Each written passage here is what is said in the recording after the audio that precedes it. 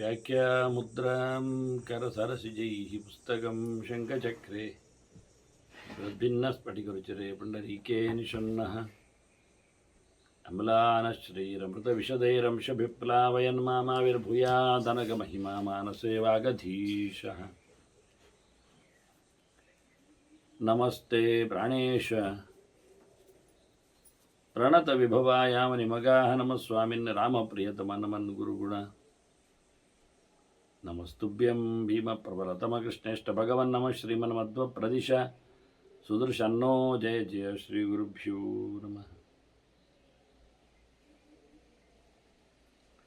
नारायणं सुरगुरुं जगदेकनाथं भक्तप्रियं सकललोकनमस्कृतं च त्रैगुण्यवर्जितमजं विभुमाद्यमीशं वन्दे भवग्रम् अमरासुरसिद्धवन्द्यं नारायणं नमस्कृत्य नरं चैव नरोत्तमं देवीं सरस्वतीं व्यासं ततो जयमुदीरे।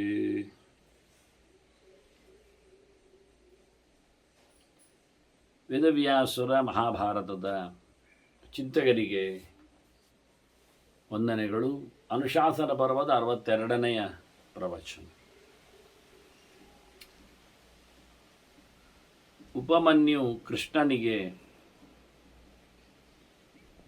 ತಂಡಿ ಋಷಿ ತಂದುಕೊಟ್ಟ ಶಿವ ಸಹಸ್ರನಾಮವನ್ನು ತಿಳಿಸಲು ಉಪಕ್ರಮಿಸಿದ್ದಾನೆ. ಧರ್ಮರಾಜ ಶಿವಚಿಂತನೆಯನ್ನು ಕೇಳಬೇಕು ಅಂತ ತವಕಿಸಿದ. ಆಗ ಭೀಷ್ಮರು ಕೃಷ್ಣನಲ್ಲಿ ಹೇಳುವಂತೆ ವಿನ್ನವಿಸಿಕೊಂಡರು. ಹೀಗೆ ಕೃಷ್ಣ ತಾನು ಉಪಮನ್ಯುವಿನಿಂದ ಹಿಂದೆ ತಂಡಿ ಹೇಳಿದ್ದನ್ನು ಕೇಳಿಕೊಂಡೆ ಅಂತ ಹೇಳುತ್ತಾ ಆಗ ಹೇಳಿದ ಗೆರೆಗಳನ್ನು ಅದರ ಹಾಗೆಯೇ ತಿಳಿಸಿಕೊಡುತ್ತಾ ಇದ್ದಾನೆ. ಉಪಮನ್ಯು ಹೇಳುತ್ತಾನೆ, ನಿನಗೆ ನಾನು ಹೇಳುತ್ತೇನೆ ಅಂತ ಹೇಳಿಕೊಂಡವ ಹೇಳುವ ಮುಂಚೆ ಅದಕ್ಕೊಂದಿಷ್ಟು ಅದರ ಮಹತ್ವವನ್ನು ಅದರ ಹೆಗ್ಗಳಿಕೆಯನ್ನು ಹೇಳುತ್ತಾನೆ. ನೀನು ಅದನ್ನು ಕೇಳಬೇಕಾದ್ರೂ ನನಗದನ್ನು ಕೇಳಿಸಿಕೊಳ್ಳಬೇಕು ಅಂತ ಹೇಳಿಕೊಂಡು ನೀನು ಶಿವನಲ್ಲಿ ಕೇಳಬೇಕು. ಕೇಳಬೇಕಾದರೂ ದೇವರ ಅನುಗ್ರಹ ಬೇಕು, ಇಲ್ಲಾದರೆ ಆಗುವುದಿಲ್ಲ. ಹಾಗಾಗಿ ವರೇನಂ ಭವನ್ ದೇವಂ, ಯಾಕೆಂದರೆ ನೀನು ಭಕ್ತ ಅಲ್ವಾ ದೇವರದ್ದು. ಅದರಿಂದ ಭಕ್ತನಾಗಿ ದೇವರ ಹತ್ರ ಕೇಳಿಕೊ. ತಂ ಪರಮೇಶ್ವರಂ ಭಕ್ತಸ್ತ್ವಂ ಪರಮೇಶ್ವರಂ, ನೀನವನ ಭಕ್ತನಾದ್ದರಿಂದ ಪರಮೇಶ್ವರನಲ್ಲಿ ಕೇಳಿಕೋ. ತೇನ ತೇ ಶ್ರಾವಯಿಷ್ಯಾಮಿ ಯತ್ತದ್ ಬ್ರಹ್ಮ ಸನಾತನಂ, ಆಗ ನಾನು ನಿನಗೆ ಕೇಳಿಸ್ತೇನೆ. ನಾನು ಹೇಳಿದ್ದು ಕೇಳಬೇಕು ಅಂತ ಇಲ್ಲ, ಕೇಳಿದರೆ ಅರ್ಥ ಆಗಬೇಕು ಅಂತ ಇಲ್ಲ, ಅರ್ಥ ಆದದ್ದು ಸರಿಯಾಗಿರಬೇಕು ಅಂತ ಇಲ್ಲ, ಸರಿಯಾದ್ದು ನಿಲ್ಲಬೇಕು ಅಂತ ಇಲ್ಲ, ನಿಂತದ್ದು ನೆನಪಾಗಬೇಕು ಅಂತ ಇಲ್ಲ, ನೆನಪಾದ್ದು ಸರಿ ಇರಬೇಕು ಅಂತ ಇಲ್ಲ. ಹಾಗೆ ಇಷ್ಟೆಲ್ಲ ಆಗಬೇಕು ಅಂತಾದರೆ ಮೊದಲು ಅವನ ಅನುಗ್ರಹಕ್ಕೆ ನಾವು ಪಾತ್ರರಾಗಬೇಕು. ಹೇಳುಗನಷ್ಟೇ ಅಲ್ಲ, ಕೇಳುಗನೂ ಅಧಿಕಾರಿ ಆಗಬೇಕಾಗ್ತದೆ ಮುಖ್ಯವಾಗಿಲ್ಲಿ. ಅದರಿಂದ ಕೇಳಿಕು. ಮತ್ತು ಪೂರ ಹೇಳಲಿಕ್ಕಾಗ್ತದೆ ಅಂತ ಇಲ್ಲ ಯಾವಾಗಲೂ. ಯಾರಿಗೂ ನ ಶಕ್ಯಂ ವಿಸ್ತರಾತ್ ಕೃಷ್ಣಂ ಭಕ್ತುಂ ಸರ್ವಸ್ಯ ಕೇನಚಿತ್. ಯಾರಾದರೂ ಹೇಳುತ್ತಾರೆ ಅಂತ ತಿಳ್ಕೊಳ್ಳುವುದು ಬೇಡ. ಎಂತಹ ದೊಡ್ಡವನಿಂದಲೂ ಅದು ಪೂರಾ ಹೇಳಲಿಕ್ಕೆ ಸಾಧ್ಯ ಆಗುವಂಥ ಮಾತಲ್ಲ. ವಿಸ್ತಾರವಾಗಿ ತಿಳಿಸಿರಿ ಅಂದರೆ ವಿಸ್ತಾರವಾಗಿ ಯಾವತ್ತು ಮುಗೀತದೆ? ತಿಳಿಸಿದರೆ ಮುಗಿಯಲಾರದ್ದಷ್ಟು ಉಂಟು.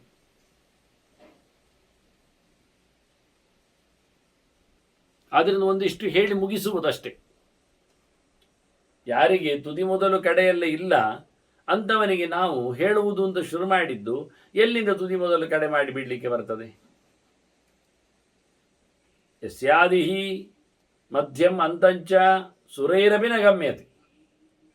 ಒಟ್ಟು ಸೇರಿದ ದೇವತೆಗಳಿಗೂ ಅವನದ್ದು ತುದಿಬುಡ ಮೇಲೆಲ್ಲ ಗೊತ್ತಾಗುವುದಿಲ್ಲ ಅಂದಾಗ ಮತ್ತೆ ನಾವೆಂತ ಅಂತ ಹೇಳಲಿಕ್ಕೆ ಆಗ್ತದೆ? ಮತ್ತೆ ಹಾಗಾದ್ರೆ ಏನು ಕೇಳಿದ್ರಿ? ಕಿಂತು ದೇವಸ್ಯ ಮಹತಃ ಸಂಕ್ಷಿಪ್ತಾರ್ಥ ಪದಾಕ್ಷರಂ ಶಕ್ತಿತಃ ಚರಿತಂ ವಕ್ಷ್ಯೆ. ಅದು ಪ್ರಸಾದಾತ್ತಸ್ಯ ಧೀಮತಃ ದೇವರ ಅನುಗ್ರಹ ಆದರೆ ನಾವು ಹೇಳಲಿಕ್ಕೆ ಬರ್ತದೆ. ಸ್ವಲ್ಪ ಅದು ನಮಗೆ ದೇವರು ಬುದ್ಧಿ ಕೊಡಬೇಕು, ಬುದ್ಧಿಯಲ್ಲಿ ನೆಲೆಗೊಳ್ಳಬೇಕು. ಮನಸ್ಸಿದ್ದರೆ ತಾನೇ ಹೇಳುವುದು. ಮನೋಭಿಮಾನಿಯಾದ ರುದ್ರ ಒಳಗಿರಬೇಕೀಗ ಅವನ ನಾಮಗಳನ್ನು ಹೇಳುವಾಗ.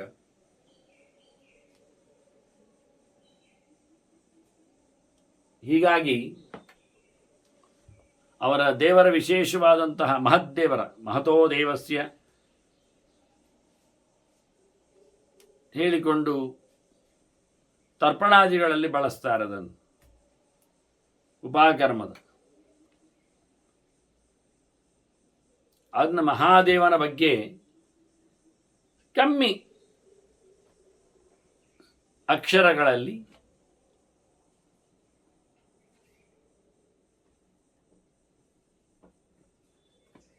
ಕೆಲವೇ ಪದಗಳಲ್ಲಿ ಸಂಗ್ರಹ ಮಾಡಿಕೊಂಡು ಹೇಳುತ್ತೆ.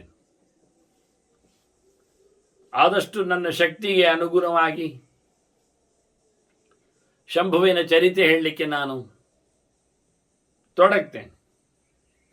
ಅದು ಅವನ ಹಸಾದದಿಂದಲೇ ಸಾಧ್ಯ ಹೊರತು ಹಸಾದ ಲಭ್ಯವಾಗಿರತಕ್ಕಂತಹ ಈ ತಿನಿಸು ಮತ್ತೆ ಅವನ ಹತ್ರ ಕೇಳದೆ ನಮಗೆ ಹೇಳಲಿಕ್ಕೆ ಆಗುವುದಿಲ್ಲ. ಅದೊಂದು ಸೊಗಸು.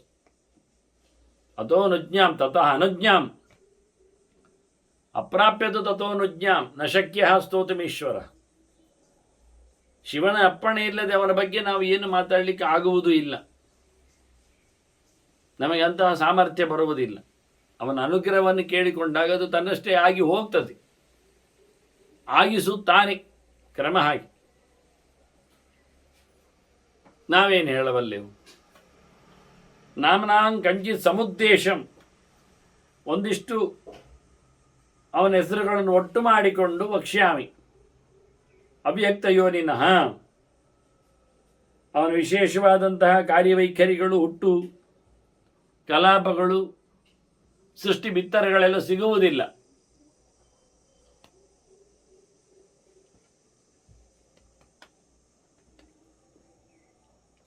ಹೀಗಾಗಿ ಅವನ ಬಗ್ಗೆ ನಾವು ಸೇವೆ ನಡೆಸಿಕೊಂಡರೆ ವರದಸ್ಯ ವರೆಣ್ಯಸ್ಯ ವಿಶ್ವರೂಪಸ್ಯ ಧೀಮತಃ ಶೃಣುನಾಮ್ನಾ ಚಯಂ ಕೃಷ್ಣ ಯದುಕ್ತಂ ಪದ್ಮಯೋನಿನ. ಇದು ಬ್ರಹ್ಮದೇವರು ಹೇಳಿತ್ತು. ಹಿಂದೆ ಅದರದ್ದು ಚಿಂತನೆಯಲ್ಲಿ ಕೊಟ್ಟಿದ್ದೆ, ಹೇಳಿದ್ದದನ್ನು. ಮತ್ತೆ ಹಿಂದಕ್ಕೆ ಚಿಂತನೆ ಮಾಡಿಕೊಂಡಾಗ ಅವನು ಹೇಳುವ ಬಗ್ಗೆ ಯಾರು ಹೇಳಿದ್ದು ಅಂತ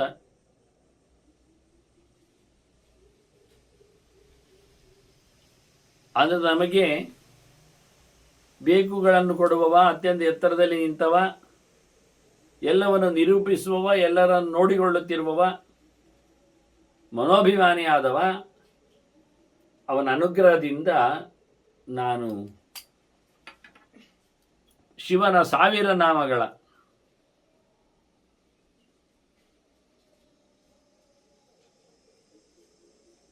ಚಿಂತನೆಯನ್ನು ಕೊಡುತ್ತೇನೆ. ವಕ್ಷ್ಯಾಮಿ, ಅದು ಬ್ರಹ್ಮದೇವರು ಹೇಳಿದ್ದು. ಬಹಳ ಅದ್ದೂರಿಯಾದ ಸೊತ್ತು ಇದು. ಯಾಕೆಂದ್ರೆ ಹೇಳಿದ್ದು ದೊಡ್ಡವನಲ್ವಾ, ಹೇಳಿಕೆ ಇರುವುದು ದೊಡ್ಡವನ ವಿಷಯದಲ್ಲಿ ಅಲ್ವಾ, ಹೇಳ್ತಾ ಇರೋನು ದೊಡ್ಡವನಲ್ವಾ. ನೋಡಿ, ಈಗ 3 ದೊಡ್ಡದು ಸೇರಿತು ಇಲ್ಲಿ. ಸ್ತೋತ್ರ ಯಾರ ವಿಷಯಕವಾದ್ದು? ಸಹಸ್ರನಾಮಾವಳಿ ಶಿವ ವಿಷಯಕವಾದ್ದು. ಯಾರು ಹೇಳಿದ್ದು ಅಂತ ಹೇಳಿದ್ದೀಗ? ಬ್ರಹ್ಮದೇವರು ಹೇಳಿದ್ದು ಅಂತ. ಯದುಕ್ತಂ ಪದ್ಮಯೋನಿನ ಅಂತ. ಅದನ್ನು ಹೇಳ್ತಾ ಇರೋದು ಯಾರೀಗ? ಕೃಷ್ಣ ಹೇಳ್ತಾ ಇರೋದು. ಅನ್ನ ತ್ರಿಮೂರ್ತಿಗಳು ಇಲ್ಲಿ ಒಟ್ಟಾದರು ನೋಡಿ.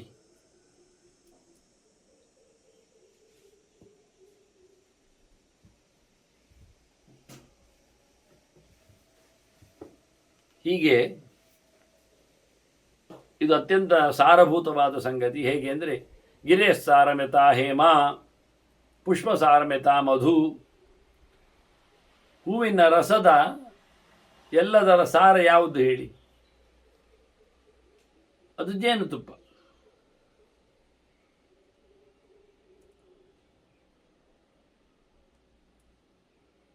ಪುಷ್ಪಗಳ ಸಾರ ಅದು.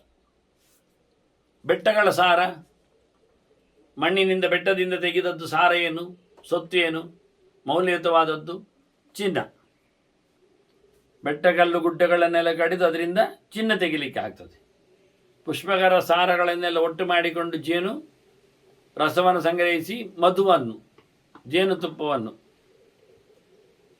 ತಯಾರು ಮಾಡಿಕೊಡುತ್ತದೆ.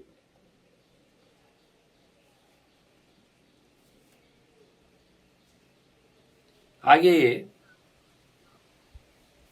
ದದ್ನೋ ಘೃತಮಿವ, ಹಾಲಿನಿಂದ ಮೊಸರು ಮಾಡಿ ಮೊಸರನ್ನು ಕಡೆದು ತುಪ್ಪ ತೆಗೆಯುವುದಿಲ್ವಾ? ಅದರಂತೆ ಇದನ್ನೆಲ್ಲ ಕಡೆದು ಮನಸ್ಸಿನ ಮಂಥಾನ ಮಾಡಿ ಇದನ್ನೆಲ್ಲ ಕಡೆದು ತೆಗೆದಿದ್ದಾರೆ.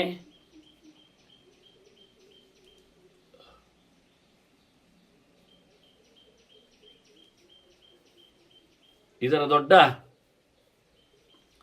ಲಾಭ ಏನು ಕೇಳಿದರೆ, ಸರ್ವ ಪಾಪಾಪಹಮಿದಂ, ನಮ್ಮ ಎಲ್ಲ ಪಾಪಗಳನ್ನು ತೊಳೆದು ಹಾಕಲು ಸಮರ್ಥವಾಗಿರುವಂಥದ್ದು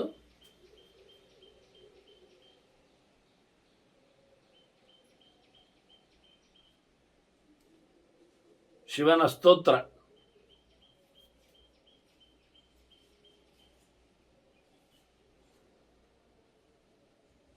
ಅದು 4 ವೇದಗಳ ನಾಮಗಳನ್ನು ಹೊತ್ತೊಯ್ದಿದೆ.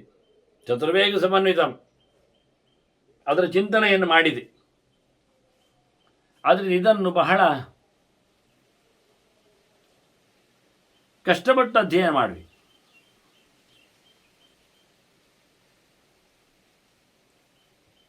ಪ್ರಯತ್ನೇನ ಅಧಿಗಂತವ್ಯಂ ಧಾರ್ಯಂಚ ಪ್ರಯತಾತ್ಮನಃ.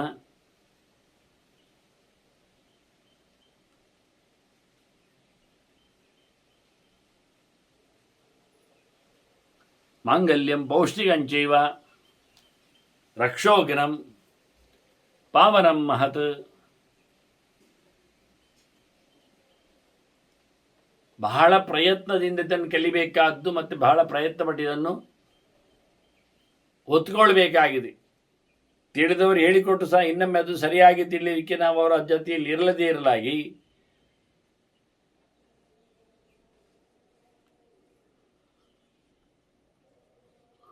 ಮತ್ತೆ ತಿದ್ದುವುದು ಸರಿ ಮಾಡಿಕೊಳ್ಳುವುದು ಅಂತ ಆಗುವುದೇ ಇಲ್ಲ. ಪ್ರಯತ್ನ ಪಟ್ಟು ಕಲಿಬೇಕಾದ್ದು. ಮಹಾಪ್ರಯತ್ನ ಮಾಡದೇ ಇದ್ದರೆ ಯಾವುದೇ ಪ್ರಕಾರವಾದ ವಿಷಯಗಳು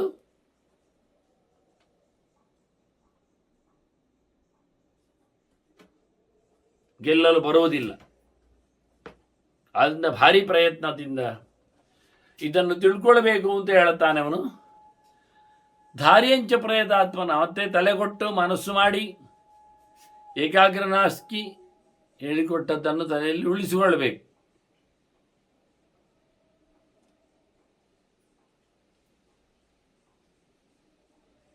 ಮನಸ್ಸಿನಲ್ಲಿ ಪ್ರಯತ್ನ,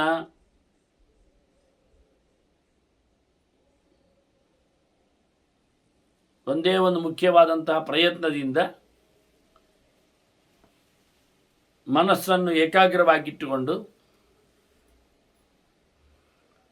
ಆತನ ಚಿಂತನೆಯನ್ನು ಮಾಡಲಿಕ್ಕಾಗ್ತದೆ. ಅದರಿಂದ ಧಾರಣೆಯನ್ನು ನಡೆಸಿಕೊಳ್ಳಲಿಕ್ಕಾಗ್ತದೆ. ಇದು ಮಂಗಳಪ್ರದವಾದದ್ದು. ಇದು ನಮಗೆ ಅಭಿವೃದ್ಧಿಯನ್ನು, ಪುಷ್ಟಿಯನ್ನು ತಂದುಕೊಡುತ್ತದೆ. ಇದು ಪಾಪಗಳನ್ನು ನಿವೃತ್ತಿಗೊಳಿಸುತ್ತದೆ. ಕ್ಷುದ್ರ ಗ್ರಹಗಳನ್ನು, ಕ್ಷುದ್ರ ರಾಕ್ಷಸರನ್ನು ದೂರ ಮಾಡುತ್ತದೆ. ಕೆಟ್ಟ ವಾತಾವರಣವನ್ನು ತಿಳಿಗೊಳಿಸುತ್ತದೆ. ಇದು ಪವಿತ್ರವಾದದ್ದು, ನಮ್ಮನ್ನು ಪವಿತ್ರೀಕರಿಸ್ತದೆ. ಇದು ಬಹಳ ದೊಡ್ಡ ಮಟ್ಟಿನದ್ದು. ಮಾಂಗಲ್ಯಂ ಪೌಷ್ಟಿಕಂಚೈವ ರಕ್ಷೋಘ್ನಂ.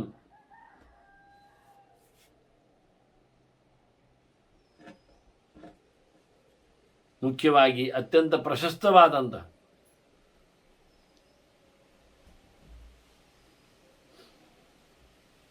ವಸ್ತು ಇದಾಗಿದೆ, ಚಿಂತನೆ ಇದಾಗಿದೆ. ಇದನ್ನು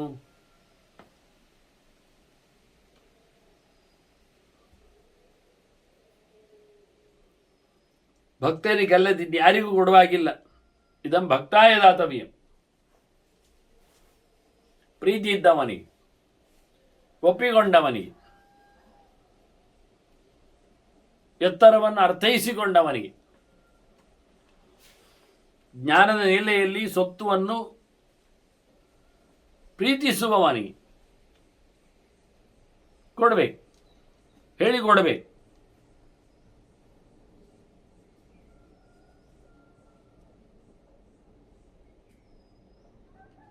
ಹಾಗೆಯೇ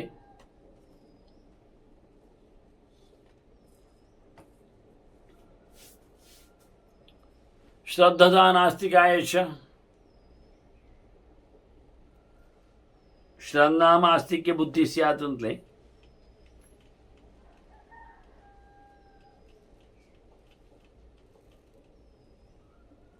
ಕೊಡುವ ವಿಧಾನದಲ್ಲಿನ ವ್ಯತ್ಯಾಸಗಳಿಂದಾಗಿ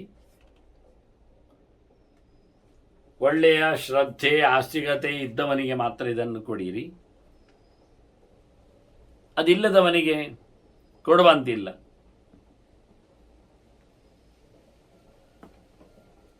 ನಾ ಶ್ರದ್ಧದಾನ ರೂಪಾಯ ನಾಸ್ತಿಕಾಯ.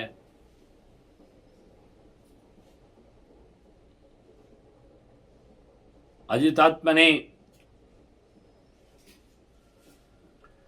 ಆತ್ಮವನ್ನು, ಮನಸ್ಸನ್ನು, ಆತ್ಮವನ್ನು, ದೇಹವನ್ನು, ಆತ್ಮವನ್ನು, ಬುದ್ಧಿಯನ್ನು, ಆತ್ಮವನ್ನು ಯಾರು ಕಂಟ್ರೋಲ್ ಮಾಡಿ ಇಟ್ಟುಕೊಳ್ಳೋದಿಲ್ಲ, ಬೇಕಾಬಿಟ್ಟಿಯಾಗಿ ದೇಹ ಧರ್ಮಗಳನ್ನು ತಿನ್ನುವುದು ಮಾಡ್ತಾನೆ.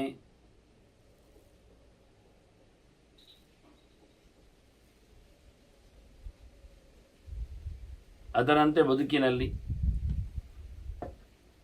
ಹೀಗಾಗಿ ಯಾರು ದೇಹ ಧರ್ಮದ ಮೇಲೆ ಸೋತಿರ್ತಾನೆ, ಮನಸ್ಸನ್ನು ಗೆದ್ದಿರುವುದಿಲ್ಲ,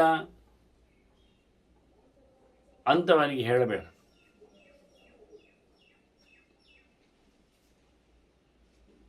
ನಾಸ್ತಿಕನಿಗೂ ತಿಳಿಸಬಾರದು. ಮತ್ತೊಂದು ಮಾತು ಹೇಳ್ತಾನೆ, ಎಷ್ಟು ಅಭ್ಯಸೂಯತೆ ದೇವಂ ಕಾರಣಾತ್ಮಾನಮೀಶ್ವರಂ ಸಕೃಷ್ಣ ನರಗಯ್ಯಾತಿ ಸಹ ಪೂರ್ವೈ ಸಹಾತ್ಮಜೈ.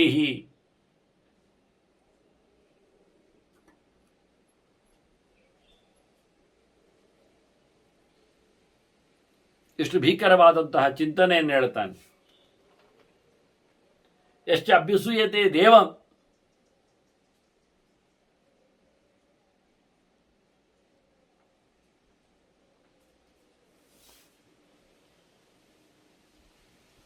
ಯಾರು ಶಿವನನ್ನು ಕಡೆಗಣಿಸ್ತಾನೆ, ಅವನ ಆಚರಣೆಗಳ ಬಗ್ಗೆ, ಅವನ ಭಕ್ತರ ಬಗ್ಗೆ ಯಾರು ಸರಿಯಾಗಿ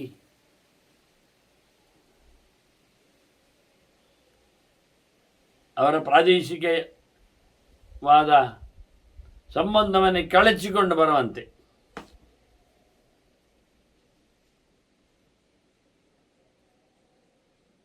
ಈಗಾಗಲೇ ದೇವರನ್ನು ಒಪ್ಪದವನಲ್ಲಿ ಅವನ ಅತ್ಯಂತ ಹೇಯನಾದ ನರಕಕ್ಕೆ ಯೋಗ್ಯನಾದ ವ್ಯಕ್ತಿಯನ್ನು ನೆಲೆಯಲ್ಲಿ ಅವನಿಗಿದನ್ನು ನೀಡಬಾರದು. ಇಡೀ ಜಗತ್ತಿಗೆ ಕಾರಣನಾಗಿ ನಿಂತ ಮನಸ್ಸಿನ ಪ್ರಧಾನವಾದಂತಹ ಒಡೆಯನಾದ ಈಶ್ವರನನ್ನು ಒಪ್ಪದವ ಯಾವುದೋ ಪ್ರಕಾರದಿಂದ ಯಾವುದನ್ನೂ ದೊಡ್ಡದನ್ನಾಗಿಸಿಕೊಳ್ಳುವವ ಅಂಥವನು ನರಕಕ್ಕೆ ಹೋಗ್ತಾನೆ. ತಾನು ಮಾತ್ರ ಅಲ್ಲ, ತನ್ನ ಹಿಂದಿನವರನ್ನು ನರಕಕ್ಕೆ ತಾಳ್ತಾನೆ, ತನ್ನ ಮುಂದಿನವರನ್ನು ನರಕಕ್ಕೆ ಎಳಿತಾನೆ.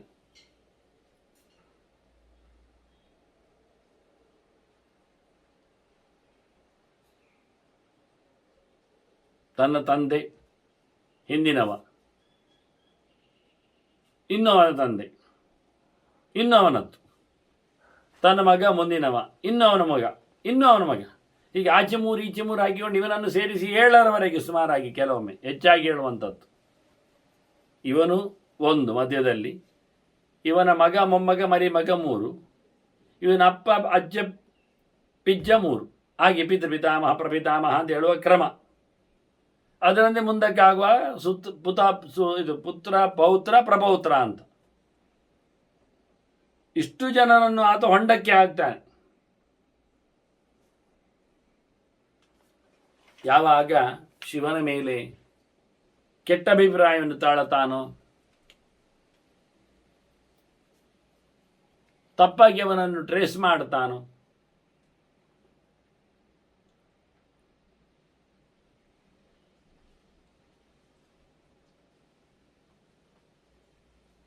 ಈ ರೀತಿಯಾಗಿ ಎಲ್ಲರ ಮನೋಭಿಮಾನಿಯಾಗಿ ನಿಂತ ಶಿವನ ಬಗ್ಗೆ ನಾನು ಹೇಳತಕ್ಕಂಥ ನಾಮಾವಳಿಯನ್ನು ಈ ರೀತಿಯಾಗಿ ಇಂಥವರಿಗೆಲ್ಲ ಕೊಡಬಾರ್ದು.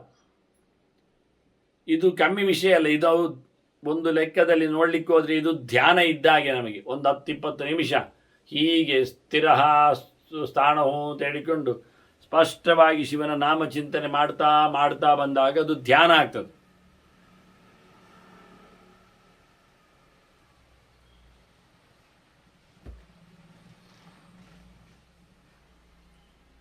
ಮತ್ತು ಅದರದ್ದೇ ಆಗಿರತಕ್ಕಂಥ ಚಿಂತನೆಗಳ ಬಿಂದುವಾಗಿ ಇದನ್ನು ಧ್ಯಾನಂ.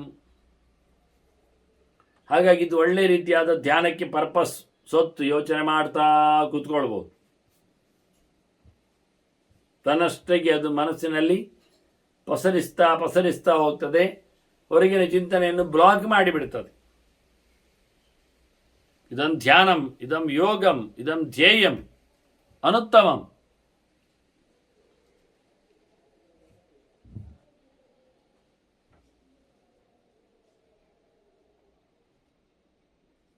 ಅತ್ಯುತ್ತಮವಾದ ತಿಳಿಯಬೇಕಾದ ಸಂಗತಿಯಾಗಿದೆ.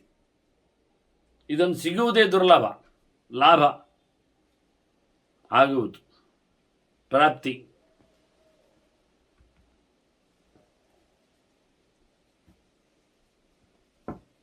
ಮತ್ತು ಯಥಾ ತಿಥಿಯಂತೆ ಇದು ಧ್ಯೇಯ ಆಗಿದೆ, ತಿಳುವಳಿಕೆಗೆ ಯೋಗ್ಯವಾಗಿದೆ. ಇದು ಜಪ ಮಾಡಲು ಅನುಕೂಲ ಆಗ್ತದೆ. ಪ್ರತಿಯೊಂದನ್ನು ಹಿಡಿದು ಜಪ ಮಾಡಲಿಕ್ಕೆ ಬರ್ತದೆ. ಅದು ಬೇಕಾಗಿರತಕ್ಕಂತಹ ಸೊತ್ತು ಸವಲತ್ತನ್ನು ಕೊಡ್ತದೆ. ವಾಸ್ತವವಾಗಿ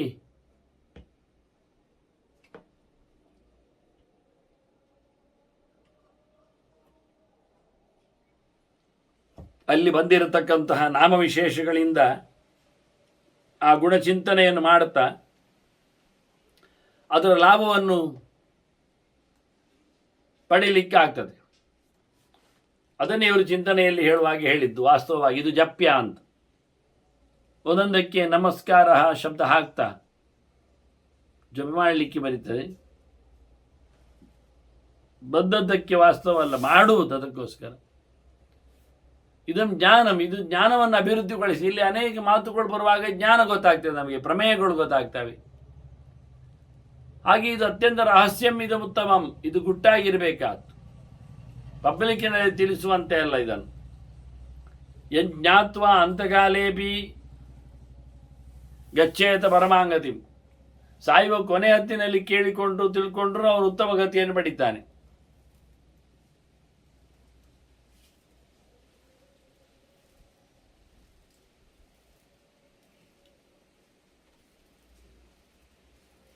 ಅಂತಗಾಲೇಪಿ ಯಜ್ಞಾತ್ವ. ಹಾಗೆ ಪವಿತ್ರ ಮಂಗಳಂ, ಮೇಧ್ಯಂ ಅತ್ಯಂತ ಪವಿತ್ರವಾದದ್ದು, ಎಲ್ಲರೂ ತಿಳಿಯಲೇಬೇಕಾದ್ದು, ಮಂಗಳಕರವಾದದ್ದು, ಮಾಂಗಲ್ಯ ಕಲ್ಯಾಣಮಿದ ಉತ್ತಮಂ, ಅತ್ಯಂತ ಶ್ರೇಯಸ್ಸನ್ನು ಉಂಟು ಮಾಡತಕ್ಕಂಥ ಚಿಂತನೆ ಇದು.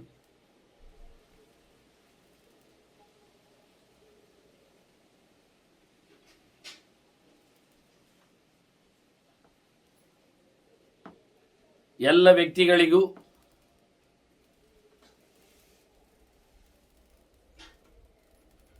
ಎಲ್ಲ ಪ್ರಕಾರದ ನಾಮಗಳಿಗೂ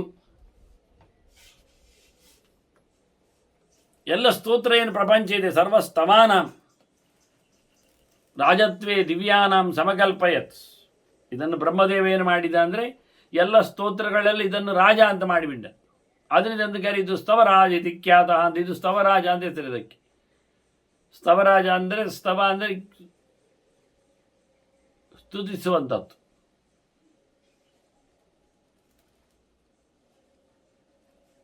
ಅದರ ಅತ್ಯಂತ ಪ್ರಶಸ್ತವಾದ ನಾಮಚಿಂತನೆಯಂತೆ. ಹಾಗಾಗಿ ಇದು ಸ್ತವರಾಜ ಇತಿ ಖ್ಯಾತಃ ಅಂತ ಕರೀತಾರೆ. ಇದೊಂದು ಸ್ತವರಾಜ ಅಂತ ಹೇಳುತ್ತಾರೆ ಅಂತ. ಇದಲ್ಲಿಂದ ಬಂದದ್ದು, ನಮಗೆ ಸ್ವರ್ಗದಿಂದ, ಬ್ರಹ್ಮನಿಂದ ಮೊದಲು ಬಂದದ್ದು. ಬ್ರಹ್ಮನೇ ಹೇಳಿದ್ದಲ್ಲ ಇದಕ್ಕೆ. ಸ್ತವರಾಜ ಅಂತ ಪ್ಲೇಸ್ಮೆಂಟ್ ಮಾಡಿದ್ದೇ ಬ್ರಹ್ಮದೇವ.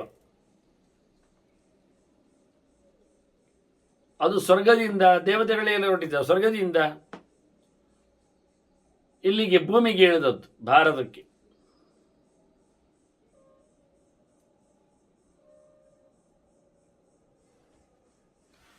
ಸ್ವರ್ಗದಲ್ಲಿ ದೇವತೆಗಳಿಗೆ ಸಿಕ್ಕಿದ ಬಳಿಕ ಅಲ್ಲಿ ದೇವತೆಗಳಿಂದಾಗಿ ಸ್ವರ್ಗಾಚ್ಚೈವಾತ್ರ ಭೂಲೋಕಂ ತಂಡಿನ ಕ್ಯವತಾರಿತ, ತಂಡಿ ಋಷಿ ಇದನ್ನು ಲೋಕಕ್ಕೆ ತಂದವ, ಭೂಲೋಕಕ್ಕೆ.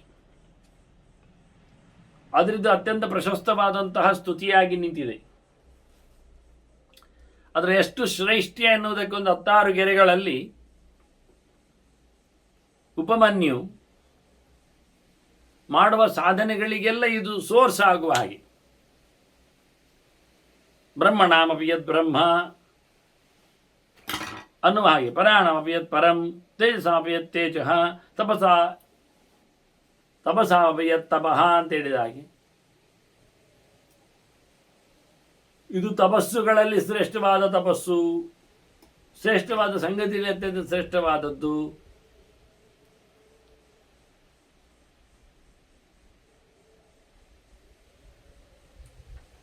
ಭಗವಂತನ ತಿಳಿಯುವ ಸಂಗತಿಗಳಾಗಿ ಶಾಸ್ತ್ರಗಳಾಗಿರತಕ್ಕಂಥ ಬ್ರಹ್ಮಣ್ಯಗಳು, ಅದರಲ್ಲಿ ವೇದ ಪುರಾಣಗಳನ್ನು ಇಟ್ಟುಕೊಂಡು ಸಹ ಅವುಗಳಲ್ಲಿ ಅತ್ಯಂತ ಪ್ರಶಸ್ತವಾಗಿ ಇರುವುದು ದೊಡ್ಡ ಮಟ್ಟಿನ ಇದು ಚಿಂತನೆಯ ಸೊತ್ತು ಎನ್ನುವ ಹಾಗೆ. ಇದು ವೇದ ತುಲ್ಯವಾಗಿ ನಿಂತಿದೆ ಅಂತ ಹೇಳಲಿಕ್ಕೋಸ್ಕರ ವೇದದ ಮಾತುಗಳು ಇಲ್ಲಿ ಬರ್ತವೆ. ಅಂದರೆ ವೇದದಲ್ಲಿ ಬರತಕ್ಕ ನಾಮಗಳು, ನಮ್ಮ ಸೋಮಾಯ ಚ ರುದ್ರಾಯ ಚ ಹೇಳಿಕೊಂಡ ಹಾಗೆ ಅಲ್ಲ. ಲೋಕದಲ್ಲಿ ಪ್ರಸಿದ್ಧವಾದಂತಹ ಶಿವನಾಮಗಳು ಇಲ್ಲಿ ಇರಲಿಕ್ಕಾಗಿ ಅಂಥ ಲೋಕದಲ್ಲಿ ಪ್ರಸಿದ್ಧವಾದ ಶಿವನಾಮಗಳು ಲೋಕದಲ್ಲಿ ಪ್ರಸಿದ್ಧ ಅನಿಸಿಕೊಂಡ ಸೂಕ್ತಗಳಲ್ಲಿ ಬಂದು ನಿಲುಕುವುದರಿಂದ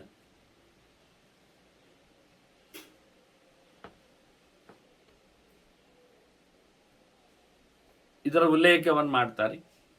ಹಾಗೆ ಶ್ರೇಷ್ಠದಲ್ಲಿ ಶ್ರೇಷ್ಠ, ಪರಾಣಮಪಿ ಯತ್ ಪರಂ, ತೇಜಸಾಮಪಿ ಯತ್ ತೇಜಃ, ಅತ್ಯಂತ ಪ್ರಶಸ್ತವಾದದ್ದು, ತೇಜೋಪೂರ್ಣವಾದದ್ದು, ತೇಜಪೂರ್ಣವಾಗಿ ತಪಸ್ಸಿನ ಪೂರ್ಣವಾಗಿದೆ. ತಪಸಾಪಿ ಯತ್ ತಪಃ, ಮತ್ತು ನೋಡಿದರೆ ಶಾಂತಿನಾಮಪಿ ಯಾ ಶಾಂತಿ, ಶಾಂತಿಗಳಲ್ಲಿ ಅತ್ಯಂತ ದೊಡ್ಡ ಮಟ್ಟಿನ ಶಾಂತಿ.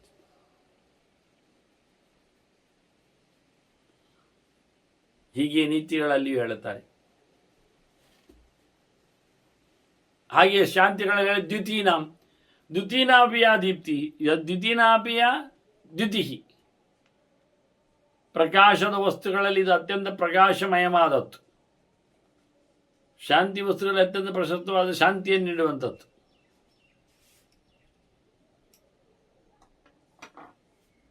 ಅದರಂತೆ ದೇವಾನಾಪಿಯೋ ದೇವಃ, ದಾಂತಾನಾಪಿಯೋ ಧರ್ಮಃ, ಧೀಮಾತಾಮಪಿಯ ಧೀಹಿ,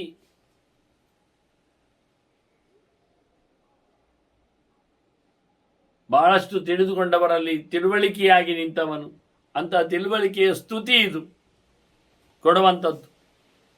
ಅತ್ಯಂತ ಪ್ರಶಸ್ತವಾದ ದೇವತೆಗಳ ನಿರ್ಣಯವಿದು.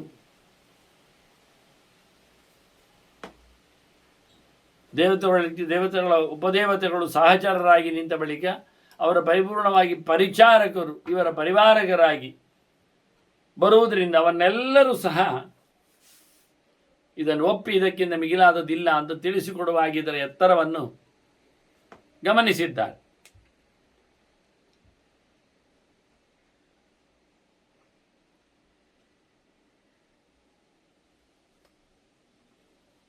ಅತ್ಯಂತ ಶ್ರೇಷ್ಠವಾದಂತಹ ಯಜ್ಞಾನಾಮಪಿ ಯೋ ಯಜ್ಞ, ಶಿವಾನಾಮಪಿ ಯೋ ಶಿವ, ರುದ್ರಾಣಾಮಪಿ ಯೋ ರುದ್ರ.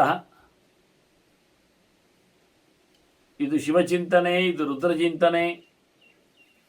ಅನ್ನುವ ಹಾಗೆ.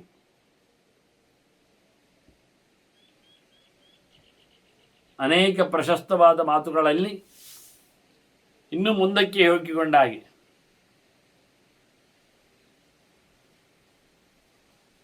ಎಲ್ಲದರಲ್ಲಿಯೂ ಯೋಗಿನಾಮಪಿಯ ಯೋ ಯೋಗಿ ಪ್ರಭಾ ಪ್ರಭೋದಾಮಪಿ ಅಂತ ಹೇಳಿದ ಹಾಗೆ ಅದರಂತೆ ಕಾರಣಾನಾಂ ಕಾರಣಂಚ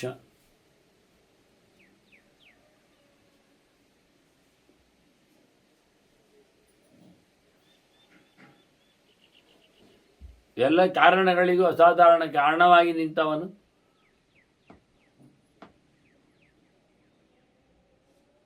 ಎಲ್ಲೆಡೆ ವಿಶೇಷವಾಗಿ ಬೆಳಕನ್ನು ಕೊಡುವ ಸಂಗತಿಯಾಗಿ ಪ್ರಭಾ ಪ್ರಭವದಾಮಪಿ ಅಂತ ಹೇಳಿಕೊಂಡು ಅಂತಹ ಸ್ತವರಾಜವಿತು ಬಹಳಷ್ಟು ದೊಡ್ಡ ಮಟ್ಟಿನ ಸ್ಥಾನಮಾನವನ್ನು ಪಡೆದಿದೆ. ಯಥೋ ಲೋಕ ಸಂಭವಂತಿ ನಭವಂತಿ ಪುನಃ ಯದ ಪುನಃ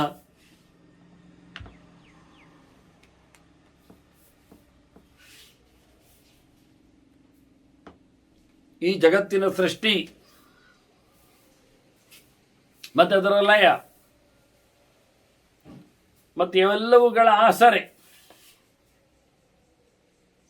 ಸರ್ವಭೂತಾತ್ಮಭೂತಸ್ಯ ಪರಸ್ಯ ಅಮಿತ ತೇಜಸ್ಸ ಜಗತ್ತನ್ನು ಸೃಷ್ಟಿ ಮಾಡುವ, ಲಯ ಮಾಡುವ, ನೋಡಿಕೊಳ್ಳುವ, ಮೋಕ್ಷದೆಡೆಗೆ ಕರುಣಿಸುವ ಅತ್ಯಂತ ಪ್ರಶಸ್ತನಾದ ಹರನ ತೇಜೋಪೂರ್ಣನ ಚರಿತೆ ಇದು,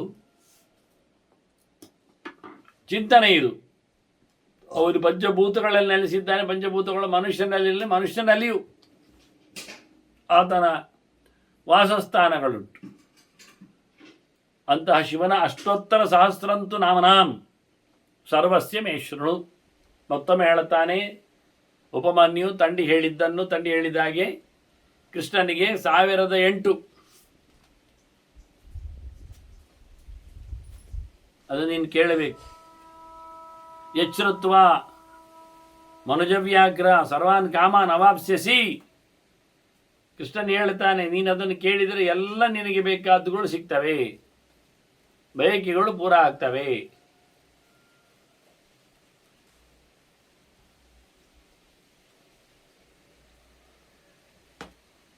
ಅದು ದೇವರನ್ನು ಕರೆದೇಳುವಾಗ ಮನುಜ ವ್ಯಾಘ್ರ ಅಂತ ಹೇಳ್ದ, ಪುರುಷೋತ್ತಮ ಅಂತ, ಸರ್ವೋತ್ತಮ ಅಂತ ಗುರುತಿಸ್ತಾನೆ. ಎಲ್ಲರಿಂದ ಮಿಗಿಲಾದ ನಿನಗೆ ಎಲ್ಲವೂ ಸಿಗ್ತದೆ, ಇದನ್ನು ಕಲಿತಾಗ ಅಂತ ಹೇಳಬೇಕಾದ್ರೆ ಎಲ್ಲವನ್ನು ಪಡೆದಿರುವಾಗ ಅವನು ಯಾಕೆ ಅದು ಬೇಕಲ್ವ?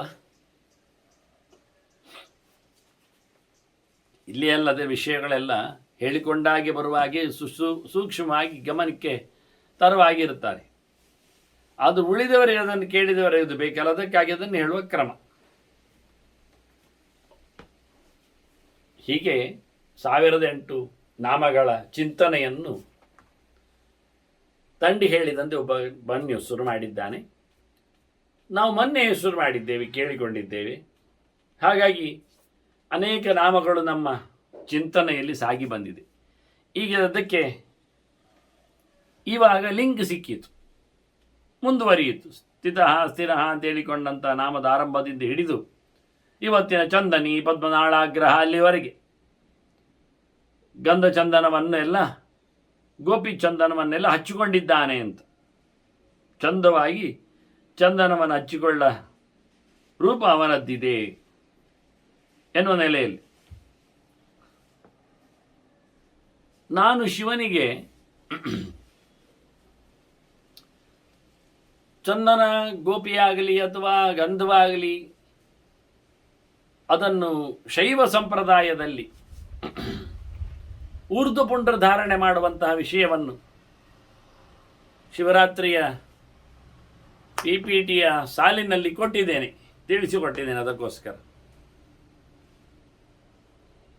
ಶಿವಪೂಜೆ ಮಾಡುವವರು ಕೃಷ್ಣಪ್ರಿಯರಾಗಿಸಿಕೊಂಡು ಶಿವನನ್ನು ಮೆಚ್ಚಿಸಿಕೊಳ್ಳಲಿಕ್ಕೆ ಬರ್ತದೆ ಎಂದು ತೋರಿಸಲಿಕ್ಕೆ ಅಧಿಕೃತವಾಗಿ ಹಾಗೆ ಇವನಾಗಿ ಹಾಕೊಂಡಿದ್ದಾನೆ. ಚಂದವಾಗಿ ಚಂದನದ ಲೇಪನ ಮಾಡಿಕೊಂಡಿದ್ದಾನೆ.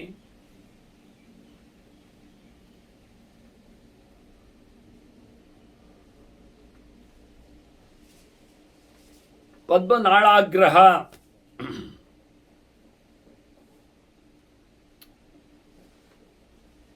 ಕಮಲದ ನಾಳದಲ್ಲಿ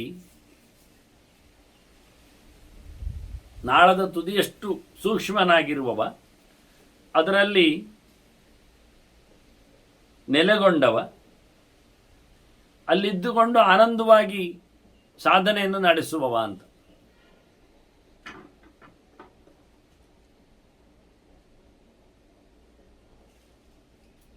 ಬಹಳ ಸೂಕ್ಷ್ಮನು, ಬಹಳ ಬಿಳಿಯವನು ಅಂತ ಹೇಳಲಿಕ್ಕೋಸ್ಕರ ಲಕ್ಷಣಗಳದು. ಹಾಗೆ ಸುರಭ್ಯುತ್ತರಣೋ ನರಹ, ಧನವನ್ನು ಉದ್ಧಾರ ಮಾಡಿದವ, ಅದರ ಘಟನೆಯ ಬಗ್ಗೆಯೂ ವಾಹನವನ್ನು ಚಿಂತನೆ ಮಾಡುವಾಗ ಹೇಳಬೇಕಾದ ಕ್ರಮಗಳ ಬಗ್ಗೆಯೂ ಕೆಲವು ಮಾತುಗಳನ್ನಲ್ಲಿ ಹೇಳಿದ್ದೇನೆ. ಶಿವನ ಎಲ್ಲ ಚಿಂತನೆಗಳ ವಿಶೇಷವಾದಂಥ ಔಚಿತ್ಯಗಳಲ್ಲಿ ಶಿವರಾತ್ರಿಯ PPTಗಳಲ್ಲಿ ಅನೇಕ ಶಿವ ಚಿಂತನೆಗಳು ಆಯಾಮಪೂರ್ವಕವಾಗಿ ಲಿಂಗ ಪುರಾಣ ಆಗಲಿ, ಕೂರ್ಮ ಪುರಾಣ ಆಗಲಿ, ಕೆಲವು ಆಗಮಗಳಾಗಲಿ, ಕೆಲವು ಸಂಹಿತೆಗಳಾಗಲಿ,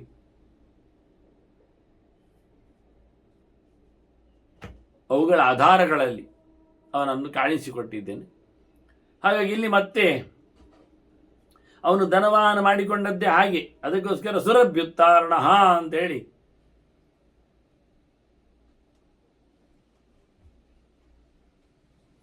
ಧನದ ಉದ್ಧಾರದ ಚಿಂತನೆಯನ್ನು ಮಾಡಿದ್ದಾರೆ. ಹಾಗೆಯೇ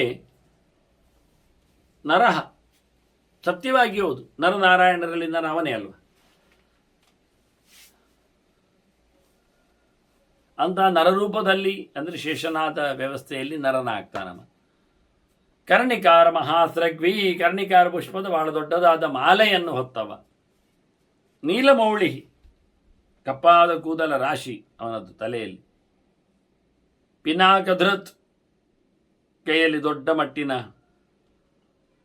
ಬಿಲ್ಲನ್ನು ಹಿಡಿದಿದ್ದಾನೆ. ಪಿನಾಕ್, ಇದು ಸೃಷ್ಟಿಯಲ್ಲಿ ಬಂದಾಗ ಒಂದು ಕತೆ ಹೇಳುತ್ತಾರೆ. ಎರಡು ಸೃಷ್ಟಿಯಾಯಿತು. ಒಂದು ವಿಷ್ಣು ಎತ್ತಿಕೊಂಡ ಕೋದಂಡವನ್ನು, ಮಗದೊಂದನ್ನು ಶಿವ ಎತ್ತಿಕೊಂಡ.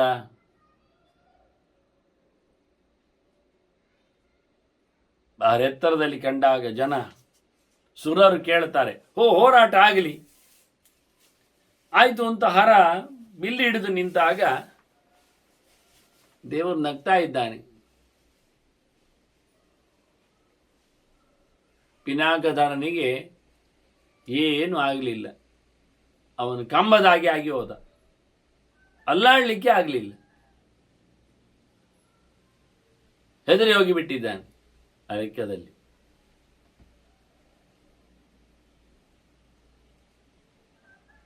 ಹಾಗೆ ಪಿನಾಕ ಹಿಡಿದ ರುದ್ರ ಸ್ತಂಭೀಭೂತನಾದ್ದರಿಂದ.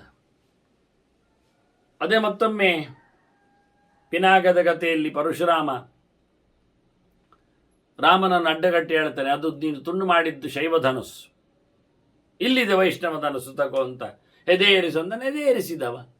ಒಳಗಿನ ಹೊರಗಿರತಕ್ಕ ವಕ್ರಾಸುರನ ಸಂಹಾರಕ್ಕೆ ಕಾರಣನಾಗಿ ನಿಂತಲ್ಲವ ಅತುಲಾಸುರನಿಗೆ. ವಕ್ರಾಸುರ ಇಲ್ಲಿ ಕೈಲಾಸದಲ್ಲಿ ಬಂದವ, ಇದು ಅತುಲಾಸುರನಿಗೆ. ಹಾಗೆಯೇ ಉಮಾಪತಿ, ಉಮಾಕಾಂತ, ಉಮಾಧವ, ಜಾಹ್ನವೀ ಧೃತು ಎಲ್ಲ ಪಾರ್ವತಿಯ ಗಂಡನಾಗಿದ್ದಾನೆ. ಪಾರ್ವತಿಗೆ ವಿಶೇಷವಾಗಿರತಕ್ಕ ಆನಂದವನ್ನು ಕೊಡುವವನಿದ್ದಾನೆ.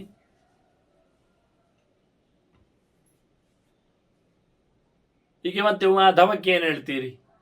ಅಲ್ಲ, ಅಲ್ಲಿ ಉತ್ಕೃಷ್ಟವಾದ ಇದಕ್ಕೆ ಮಾನಗಳಿಗೆ ಪ್ರಮಾಣಗಳಿಗೆ ಒಡೆಯ ಅಂತೇವೆ ನಾವು. ಅದಕ್ಕೇನಂತೆ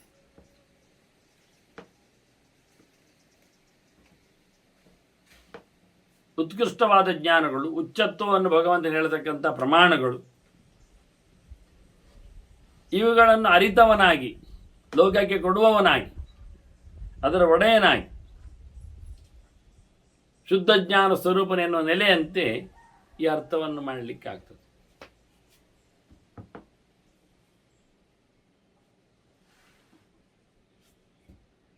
ಜಾಹ್ನವೀ ಧೃತ್ ಗಂಗೆಯನ್ನು ಹೊತ್ತಿದ್ದಾನೆ. ವರೋ ವರಾಹ ವರದಃ ವರೇಣ್ಯ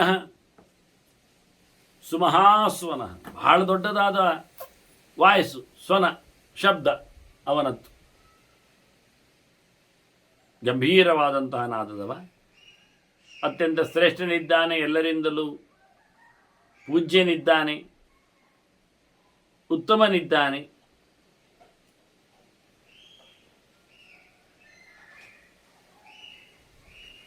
ಎಲ್ಲರಿಂದಲೂ ಆರಾಧ್ಯನಿದ್ದಾನೆ. ಮಹಾಪ್ರಸಾದ ದಮನಃ ಶತ್ರು, ದೊಡ್ಡ ಮಟ್ಟಿನ ಅನುಗ್ರಹವನದ್ದು, ಕ್ಷಿಪ್ರಪ್ರಸಾದವ. ಎಲ್ಲ ರೋಗಗಳನ್ನು, ಪಾಪಗಳನ್ನು, ಶತ್ರುಗಳನ್ನು ದಮನ ಮಾಡ್ತಾನೆ, ನಿಗ್ರಹ ಮಾಡ್ತಾನೆ, ಇಲ್ಲ ಮಾಡ್ತಾನೆ. ದಮಯತಿ.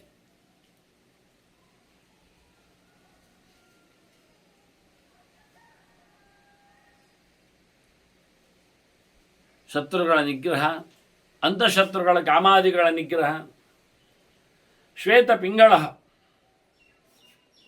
ಬಿಳಿ ಕೆಂಪಿನವ, ಕಪ್ಪು ಬಿಳಿಯವ, ಕಪ್ಪು ಕೆಂಪಿನವ. ಹಾಗೆ ಅವನು ಹಳದಿ ರೂಪದವನು ಆಗಿದ್ದಾನೆ. ಪಿತಾತ್ಮ ಪರಮಾತ್ಮ ಚ,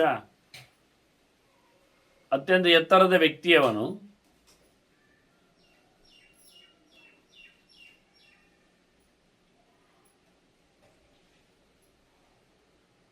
ಮನಸ್ಸಿನ ಒಳಗೆ ನಿಯಂತ್ರಣ ಮಾಡತಕ್ಕಂಥ ವ್ಯಕ್ತಿ, ಎಲ್ಲರೊಳಗಿದ್ದು ವಿಚಿತ್ರನಾಗಿ ಶ್ರೇಷ್ಠನಾದಂಥ ವ್ಯಕ್ತಿತ್ವವನ್ನು ಪಡೆದಿದ್ದಾನೆ. ಮುಖ್ಯವಾಗಿ ಪ್ರಯತಾತ್ಮ ಪ್ರಧಾನದ್ರತ್, ಭಾರಿ ಪ್ರಯತ್ನವನ್ನು ಮಾಡುವವನು, ಮಾಡಿಸುವವನು, ಪ್ರಯತ್ನ ಸ್ವರೂಪನು. ಮನಸ್ಸು ಸೋಮಾರಿಯಾದರೆ ಪ್ರಯತ್ನ ಮಾಡುವುದಿಲ್ಲ.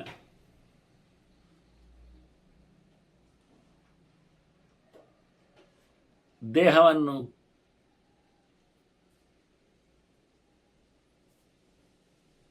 ಮುಖ್ಯವಾಗಿ ದಂಡಿಸುವವನು ಅಂತ ಹೇಳಿಕೊಳ್ಳುವಲ್ಲಿ ದೇಹವನ್ನು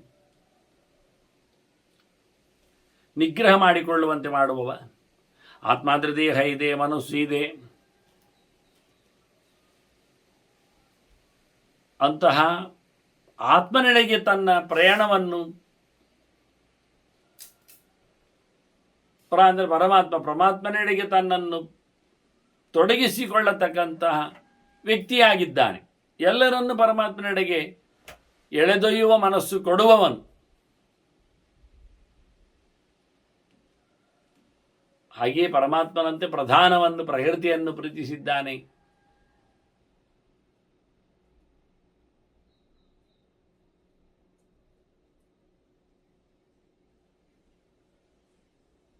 ಮುಖ್ಯವಾದ ಪ್ರಧಾನ ಭಗವಂತನು ಹೊತ್ತು, ಭಗವಂತನ ವಿಶೇಷವಾದ ಚಿಂತನೆಯನ್ನು ಹೊತ್ತು ನಿಂತವ, ಜಗತ್ತಿಗೆ ಚಿಂತನೆಯನ್ನು ಕೊಡುವವನು. ಸರ್ವ ಪಾರ್ಶ್ವಮುಖ, ಎಲ್ಲೆಡೆಯೂ ಮೋರೆ ಉಂಟವನಿಗೆ. ಹಾಗಾಗಿ ಅವನು ತ್ರಕ್ಷನವುದು. 3 ವೇದಗಳನ್ನು ವ್ಯಾಪಿಸಿದ್ದಾನೆ. 3 ಅಹಂಕಾರಗಳ ಪ್ರಭೇದಗಳಲ್ಲಿ ಅಭಿಮಾನವನ್ನು ಪಡೆದಿದ್ದಾನೆ. 3ನೇ ಹೊತ್ತಿನ ಸಮಯದಲ್ಲಿ ಹೆಚ್ಚಿನ ಕಾರ್ಯಭಾರವನ್ನು ದಿನದಲ್ಲಿ ನಡೆಸಿಕೊಡ್ತಾನೆ. ವ್ಯಾಹೃತಿತ್ರಯಗಳಿಂದ ಹರಡಿ ನಿಂತ 3 ಲೋಕಗಳಲ್ಲಿ ತನ್ನ ವ್ಯಾಪ್ತಿಯನ್ನು ಪಡೆದಿದ್ದಾನೆ. ಹೀಗೆ ಅನೇಕ ಅರ್ಥಗಳಲ್ಲಿ ತ್ರಕ್ಷಃ, 3 ಕಣ್ಣಿನವ ಅಂತ. ಇಂದ್ರಿಯಗಳು 3 ಪ್ರಕಾರದ ಇಂದ್ರಿಯಗಳಾಗಿ ಹೊರಗಿನ, ಒಳಗಿನ, ಹೊರಗಿನ ಉಭಯತ್ರ ಸಂಚಾರ ಮಾಡುವಂತಿನ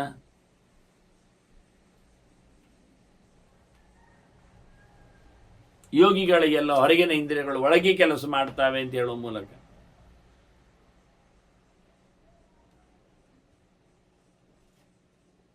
ಅಂತಹ ಶಿವನು ಧರ್ಮ ಸಾಧಾರಣ ವರಹ, ಎಲ್ಲ ಸಾಧಾರಣವಾದಂಥ ಧರ್ಮಗಳಿಗೆಲ್ಲ ಬೆಲೆ ಕೊಡುವವನಾಗಿ, ಎಲ್ಲರ ಧರ್ಮಗಳಿಗೂ ಸಾಧಾರಣನಾಗಿ ಅವ ಸಿಗುವವನಾಗಿ, ಅವರೆಲ್ಲರ ಧರ್ಮದ ಆಧಾರನಾಗಿ ಅವರಿಗೆ ಆನಂದ ಕೊಡುವಲ್ಲಿ ಆನಂದಪ್ರದವಾದ ಧರ್ಮ ಆಗುವಾಗಿ ಪ್ರಯತ್ನ ಪಟ್ಟಾಗ, ಕೆಲಸ ಮಾಡಿದಾಗ, ಧರ್ಮ ಆಚರಣೆಗೆ ನಿಂತಾಗ ಅದು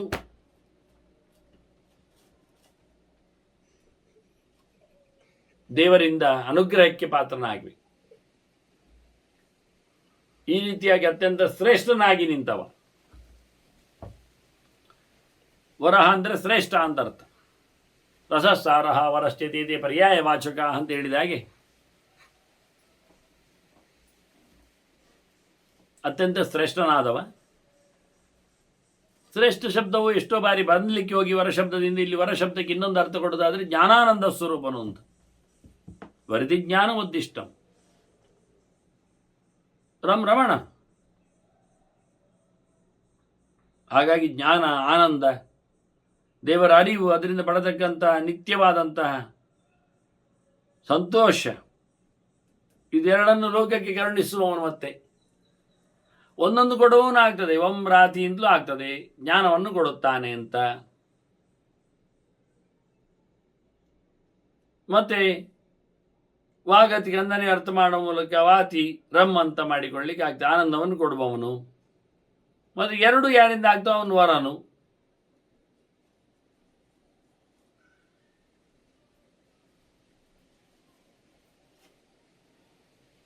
ಜ್ಞಾನಾನಂದಗಳನ್ನು ಬಯಸಿ ಅವುಗಳನ್ನು ನಮಗೆ ಬೇಕು ಅಂತ ಹೇಳಿ ಚಿಂತನೆ ಮಾಡಿಕೊಳ್ಳುವವರಿಗೆ ಜ್ಞಾನಾನಂದ ಸ್ವರೂಪನಾಗಿ ದಕ್ಷಿಣಾಮೂರ್ತಿಯಾಗಿ ಬೇಕಾದರೆ ನೆಲೆಗೊಳ್ಳುವವನಾಗಿ,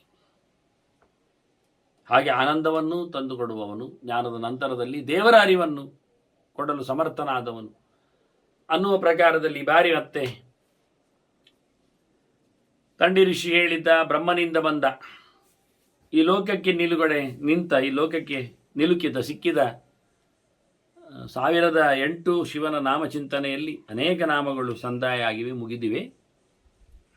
ಮುಂದಿನ ಬಾರಿ ಮತ್ತೆ ಸೇರಿದಾಗ ಈ ಸಹಸ್ರನಾಮದ ಕೊನೆಯನ್ನು ಮುಗಿಸಿ ಇಲ್ಲಿಂದಲೇ ಮುಂದುವರಿಸಿ. ಇದರ ಪೀಠಿಗಳು ಇವತ್ತು ಮುಗಿದಿವೆ. ಆದ್ದರಿಂದ ಪರ್ವ ಬಾರಿ 1000 ನಾಮಗಳನ್ನು, 1008 ನಾಮಗಳನ್ನು ಅವನನ್ನು ಹೊರಗಿನ ವ್ಯಾಪ್ತಿಯಲ್ಲಿ ಜಗತ್ತಾಗಿ ನೋಡಲಿಕ್ಕೆ ಬರುತ್ತದೆ. ಅದನ್ನು ಮುಗಿಸಿ ಮತ್ತೆ ಅದರ ಉತ್ತರಕಾಂಡ ಚಿಂತನೆ, ಅದರ ಮತ್ತೆ ಪುನಃ ಪೀಠಿಕೆಯಲ್ಲಿ ಬಂದಾಗಿ, ಪೂರ್ವ ಪೀಠಿಕೆ ಇದ್ದಾಗಿ ಉತ್ತರವಾದ ಅದರ ಭಾಗಗಳಿವೆ, ಚಿಂತನೆಗಳಿವೆ. ಯಾವ ಪ್ರಕಾರದಲ್ಲಿ ನಾಮಚಿಂತನೆಯನ್ನು ಮಾಡಬೇಕು, ಶಿವನ ಎತ್ತರ ಹೇಗೆ ಅಂತ, ಅದರ ಬಗ್ಗೆ ಉಳಿದವರ ಮಾತುಗಳು, ಮತ್ತು ಶಿವನ ಒಟ್ಟು ಟೋಟಲ್ ಚಿಂತನೆಗಳ ಬಗ್ಗೆಯೂ, ಶಿವಚರಿತೆಯ ಬಗ್ಗೆಯೂ ವ್ಯಾಸರ ಮುಂತಾದವರ ಮಾತುಗಳು ಧರ್ಮರಾಜನಿಗೆ ಉಪದೇಶದ ನೆಲೆಯಲ್ಲಿ ಬಂದಿವೆ. ಅದನ್ನೆಲ್ಲ ಮುಂದಿನ ಪ್ರವಚನದ ಘಟ್ಟಗಳೆಲ್ಲವನ್ನು ನೋಡುವ ವಂದನೆಗಳೊಂದಿಗೆ ಶ್ರೀಕೃಷ್ಣ ಅರ್ಪಣಮಸ್ತು. ನಾರಾಯಣ ನಾರಾಯಣ ನಾರಾಯಣ.